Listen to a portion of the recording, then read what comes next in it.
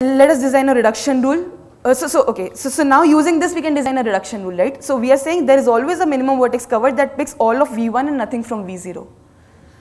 And so what we can do, what could be a reduction rule?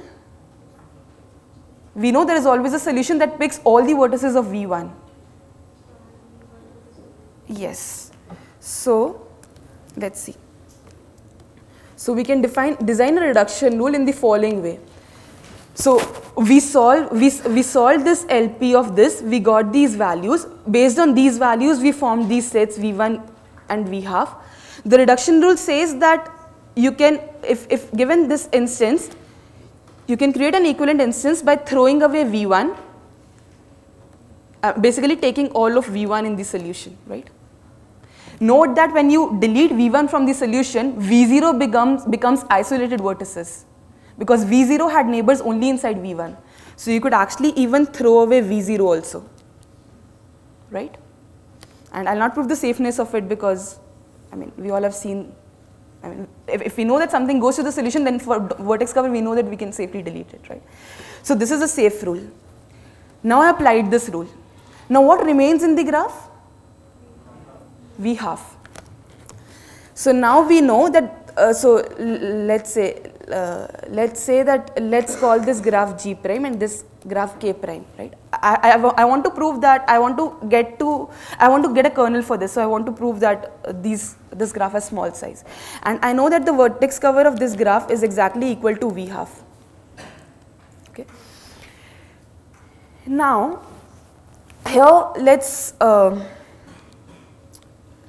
do this.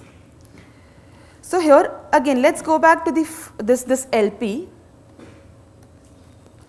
When we solve this LP, okay, suppose this LP value turned out to be greater than K. So in the very first place, even before doing it, when we solve this LP, we got these AV values, and I'm saying, so when we solve this LP, suppose it was the case that summation of AVs was greater than K. Then can such a graph have a vertex cover of size at most K?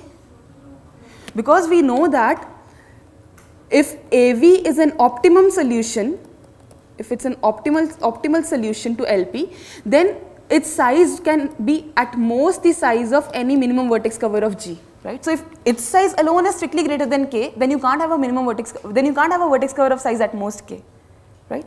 So in the very first place, even without doing this, when you solve this LP and got these values, you first check whether this condition holds. If this holds, you can return a trivial no kernel, right? Otherwise, we are in the case when this thing is at most K, right? So we can always assume we are in this case. Now let's come back to this. We have reduced our graph where we only have V half vertices, right? Now then how many vertices can there be in V half if this is the case? I mean, can there be more than 2k vertices in V half? Note that, what was the set V half? They were all the vertices which got value equal to half. And I know sum of AV values is at most half. So what is the size of V half set? If the size of V half set is suppose strictly greater than 2k, then when you sum up the AV values of these greater than 2k vertices, will they add up to at most k? No, right? So basically the size of V half is at most 2k, because if it was more, then when you sum up the AV values of these vertices, it cannot be less than half, right? And this is exactly because all the vertices are this is because every vertex has value equal to half. If suppose some vertices had value strictly less than half, then I don't know. There could be many vertices, right? So because of this, the size of V half is 2k, and this is how we get a 2k kernel for vertex cover. Okay. So what we did basically was we solved LP. We based on the values that the vertices get, we like we partitioned them into 3 parts, V0, V1, V half, and we proved that there is always a solution that takes whole of V1 and doesn't take anything from V0. Moreover, we observed that V0 was an independent set, like V0 had neighbors only inside V1 and it was an independent set. So we throw away V1, when we throw away V1, V0 becomes isolated, so we throw away V0 also. So what is left is V half, right? And we know that when we would have solved the LP, if the LP solution was more than K, we would have said no, then graph can't have a vertex cover. Otherwise, the LP solution is at most K. If the LP solution is at most K, the size of V half cannot be more than 2K. So when I've thrown away V0 and V1, V half size is at most 2K. This is how we get a kernel. Yeah.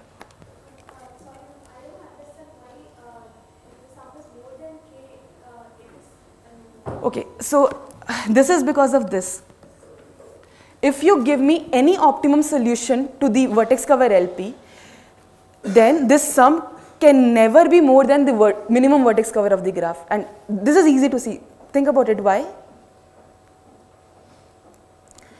Look at the minimum vertex cover of the graph. Okay. So let's do this. Whatever vertices you pick in the minimum vertex cover of the graph, let us give the corresponding variables value 1 and let us give 0 to all the other variables. Is this a feasible solution to this LP? Right? So this is a feasible solution to this LP. So, and what is its value? Its value is exactly equal to the size of the vertex cover. So the vertex cover, this is a, yeah. Right? So this is clear, the kernel is clear. Okay, so maybe I'll briefly talk about what I promised. So I said that you can definitely do this, and for this you need to solve this LP, and of course there are algorithms that solve this LP in polynomial time. There are general algorithms, but they run in bad polynomial times. And so I said that for this LP we'll see basically we'll see a nice polynomial time algorithm that solves this LP solves this LP, okay? And basically, how do we do it? We reduce the problem of solving this LP to the problem of finding a vertex cover in an appropriate bipartite graph. That's it. And you know that a vertex cover in an appropriate bipartite graph can be found in how much time? Poly, but do you know what is the exact polynomial time? Have you seen Hopcraft as an algorithm? No. So you saw the algorithm for bipartite matching in bipartite graphs using network flows, right? So that's one. So how much time does that take? Maximum flow times n plus m, right? So it's like some cubic time, not more than that, right? So cubic time, but I don't know. There is also an algorithm to find matching in a matching or a vertex cover in a bipartite graph. They're both the same.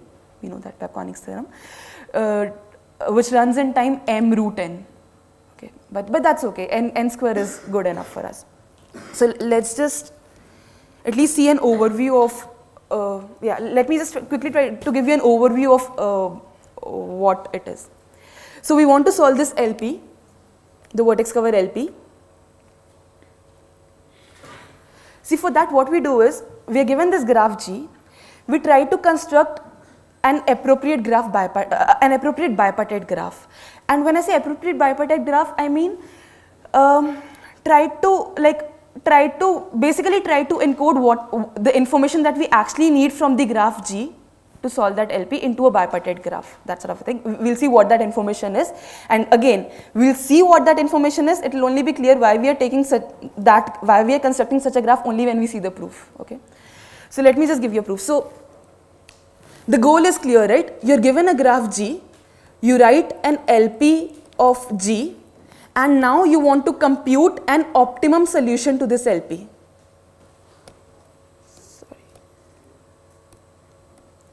Compute an optimal solution to this LP. Okay, and to do this I'm saying, and now I'm giving you an algorithm to compute an optimal solution to this LP. Okay, for this the first step is I'll construct a bipartite graph, and I'll tell you what that bipartite graph is. I'll call that bipartite graph H. Okay. So what is H?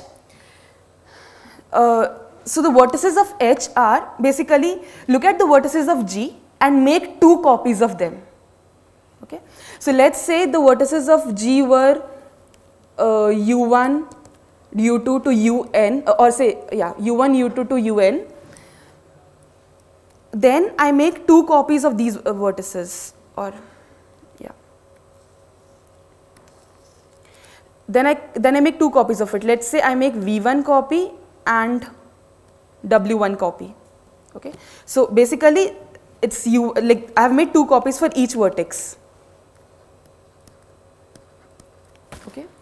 And how do I put an edge between this bipartite graph? Suppose there was an edge between U1 and U2 in the graph EG, then what I do is I look at I put an edge between both the copies, like what are the copies of U1, V1 and W1, and what are the copies of U2, V2 and W2. So I put an edge between 1 and 2 like this and 1 and 2 like this. Okay. This is the construction of the bipartite graph. This is the bipartite graph that we will be working with. Okay. And now the algorithm is very clear. The algorithm is very simple.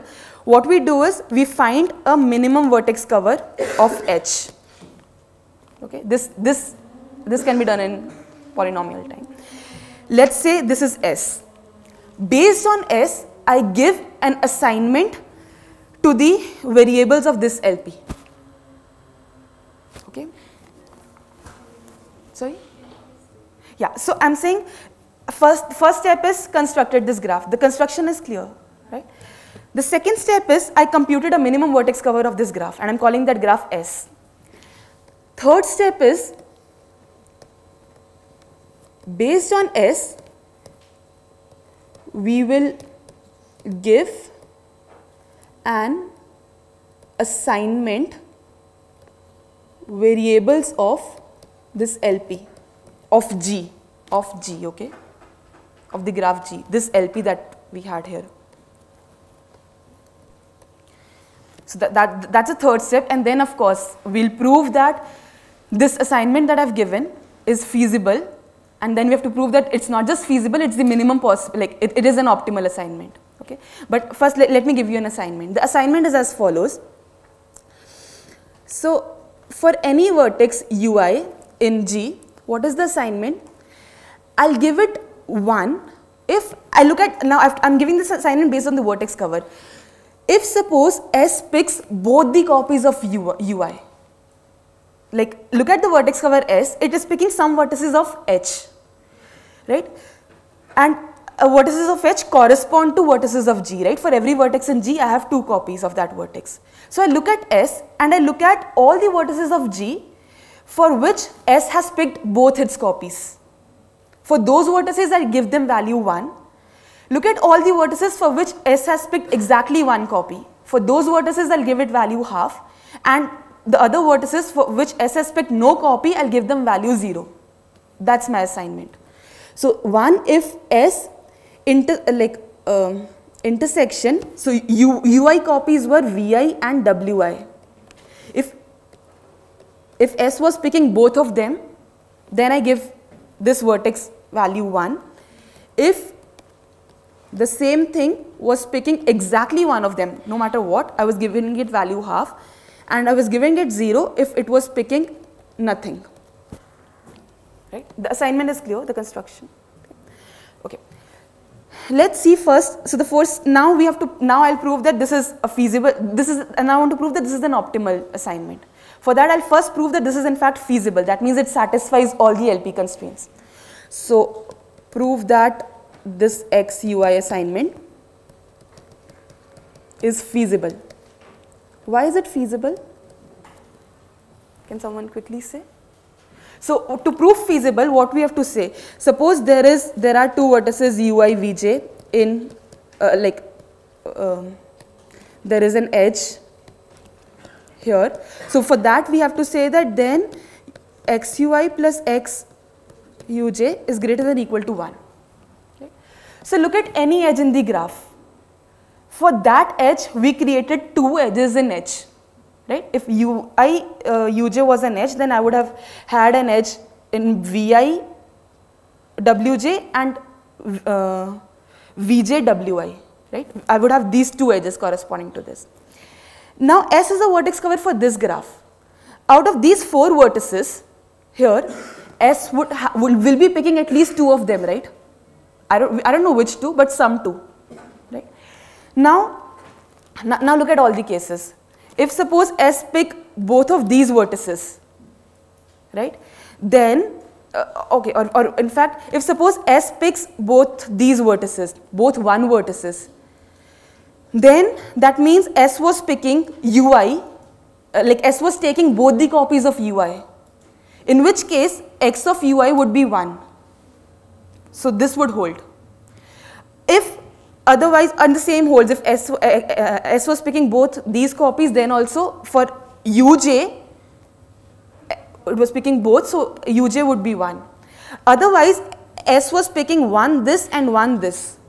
It was picking exactly 1 copy of Ui and exactly 1 copy of Uj, in which case it would be half for both the things, and this would still be at least 1.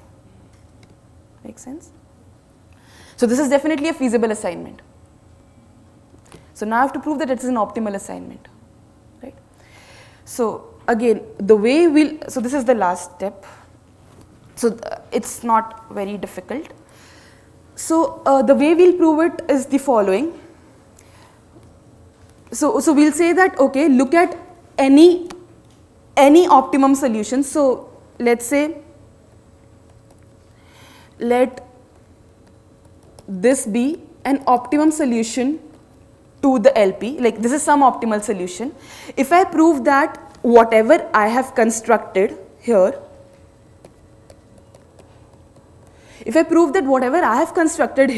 its value is at most this value, then are we done?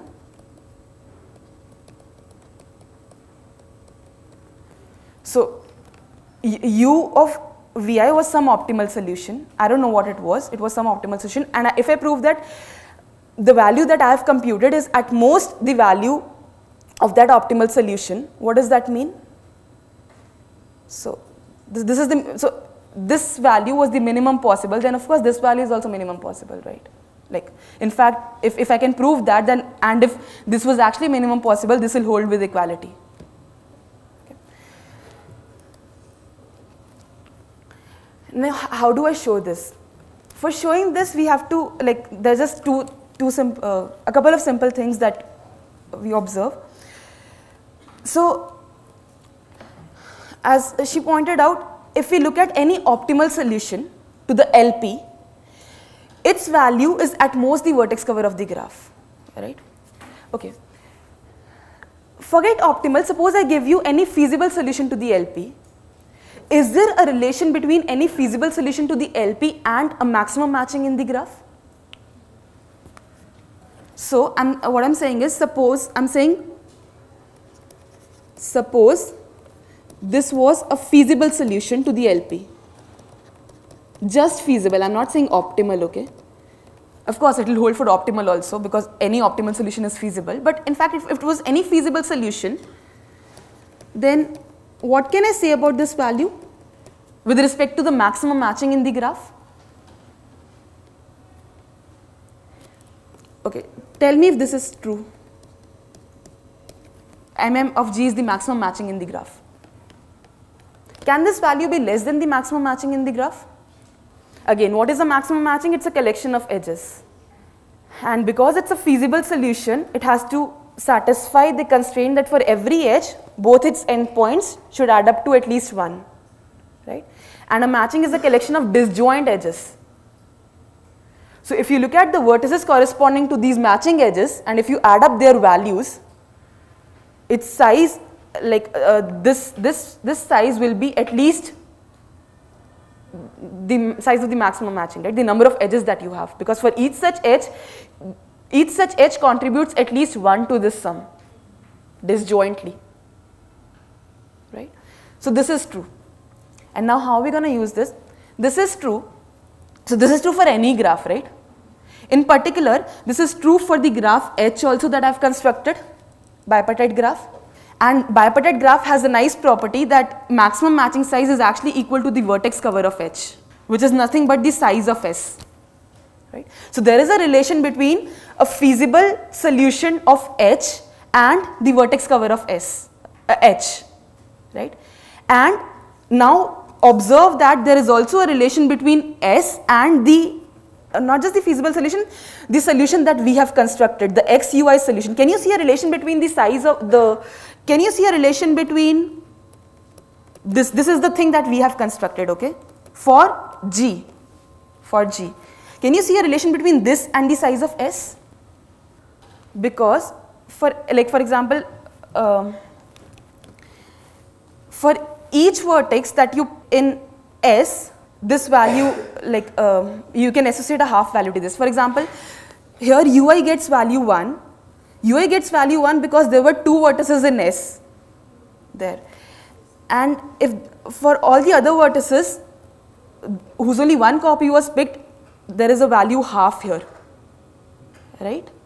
So this is indeed true. So what we have actually done is, there is a relation between a feasible solution of H and the maximum matching of H. Because it's a bipartite graph, maximum matching of H is equal to the vertex cover of the graph. Vertex of the cover of the graph is S, and the way we have computed our assignment, there is a relation between S and the assignment. And what is the relation? This is equal to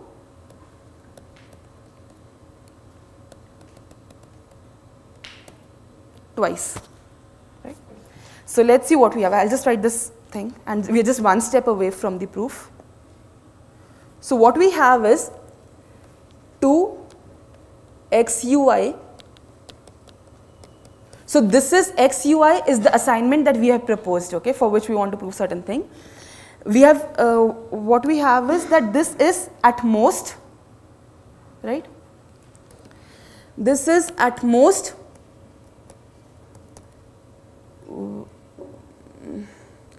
let me just say y of v for every vertex v in VH.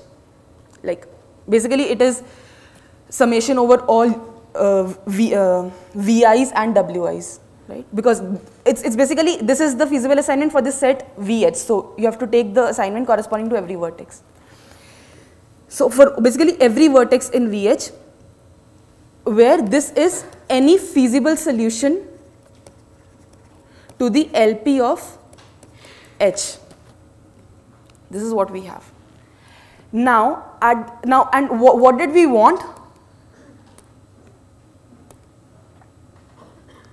So we wanted to prove this. Now this y is different. Okay, we wanted to prove that whatever we have computed, its value is at most any optimal solution to G. That's what we want to prove that this is the optimal possible. So basically, if we can relate a feasible solution of H to an optimal solution to G, we'll be done. Like that's the kind of thing that we have to look for.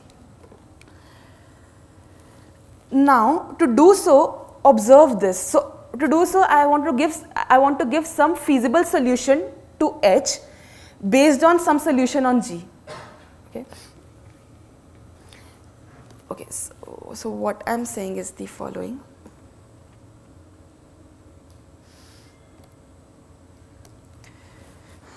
So okay, this is really the last step. I mean, I hope you're not getting confused. So, okay, suppose I give you some assignment, some feasible assignment for the LP of G, okay, the linear program for G. From that, can you give me a feasible assignment for H? Where is it? For H, for this bipartite graph. Okay, so let me just tell you this, and then let's see if you can prove it. So there is a feasible assignment for G, okay. So G as in, so for every vertex in G, you have given it some value. Let's say, if look at a vertex UI, whatever value you have given to that vertex in G, give the same value to both its copies in H, the same value. And then is this a feasible solution for H? To prove that it's a feasible solution for H, we have to say that for every edge something holds, right? So look at any edge in H, right? So look at this edge. So what is this edge? This is an edge between some Vi and some Vj. What is Vi? Vi corresponds to some Ui and Vj corresponds to some Uj. What was the value that I gave to Vi? The same value as Ui. And what is the value that I gave to Wj? The same value as Uj. And why is there an edge between them in H? Because there was an edge between Ui and Uj in G. So, because there was an edge in G between these two vertices, their sum will add up to 1, and to these vertices I have given them exactly the same values as Ui and Uj. So, their sum should also add up to 1, right? Right? So, given any feasible assignment to G, you can always give a feasible assignment for H. Okay? And now, what is the relation between their sizes, or by sizes as in, let's say, suppose Z was a feasible assignment for G. Using Z, we constructed another assignment, like we constructed an assignment for H this way, like look at for every vertex, like we give the same assignment to both the copies of H as they were getting in G. This is how we got it. So, is there a relation between these values and these W values? Okay, is there a relation is what I am asking. So, basically what is happening? See, these vertices will get the same assignment as their copies. Every vertex has 2 copies, right? So, whatever is this sum, like it will be what? What is this is twice as this, right? Because there are 2 copies of every vertex there. So, this is what we have. So, now what have we done? We have a relation between a feasible assignment for G and a relation between a feasible assignment in H, right? And we had a relation between a feasible assignment of H and the assignment that we had constructed, right? So now the proof is as follows. Consider any optimum assignment for G. Based on that optimum assignment, I can give a feasible assignment to H this way, that give this same assignment to both the copies. I can always give a feasible assignment to G. And what do I know? I know that if Z, okay, yeah. So suppose, and I know that the assignment that I have given to H is twice the assignment that you started with, right? And I have started with an optimal assignment for G. I could have started with any assignment, but I am starting with an optimal assignment because I want my proof to work. Okay. So, I know that there is always a feasible assignment for H whose size is twice the optimal assignment, right? And I also know that whatever I have constructed is at most the feasible assignment for H. So, combining both these things, like I can write it like this, right? So again, you start with some optimal assignment for G, okay? Using this optimal assignment, you constructed a feasible assignment for H, and this is the relation between them, their sizes. Now this is a feasible assignment for H. How did we get this? If this is a feasible assignment for H, we know its size has to be at least the maximum matching of H, right? And we know, because it's a bipartite graph, this maximum matching is equal to the vertex cover size, which is S. And we know that whatever I have computed has this relation with S. So, combining all this chain of equalities, what we get is that twice of xui is what we had constructed, is equal to twice of zui, and ui was an optimum solution for G. So what we have, so 2 gets cancelled. So what we have actually constructed has size at most any optimum solution of G. So what we have actually constructed is indeed an optimal solution. Again, the crux lies in this chain of equalities. You start with an optimal solution of G, you get a feasible solution of H, which has a nice size, like the size dependency is nice. The feasible solution of H has a relation to its maximum matching, which has a relation to the vertex cover of the graph, vertex cover of H, and the way we have assigned our assignment, it has a relation to the vertex cover of H. So this relates an optimal solution with whatever we have computed.